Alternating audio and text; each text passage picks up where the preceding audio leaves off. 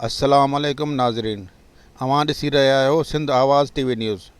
हाणे तव्हां सां शेयर कंदासीं हिकु अहम ख़बर। दौलतपुर सफ़न में आइडियल स्कूल सिस्टम एलिमेंट्रीअ में 23 मार्च यौम पाकिस्तान ॾियारो वॾे जोश ऐं जज़्बे सां मल्हायो वियो। हिन शानदार ऐं रंगारंग प्रोग्राम में स्कूल जे शागिर्दनि पारां पंहिंजे मुल्क सां मुहबत ऐं हक़ीक़त में पाकिस्तान ज़िंदाबाद ऐं पाकिस्तान फ़ौज ज़िंदाबाद जा नारा बुलंद करे रहिया हुआ। प्रोग्राम में नर्सरी खां 5 क्लास जे शागिर्दनि पारां करारदार पाकिस्तान ते तक़रीरूं, मिली नगमा ऐं टेबलोज पेश कया विया।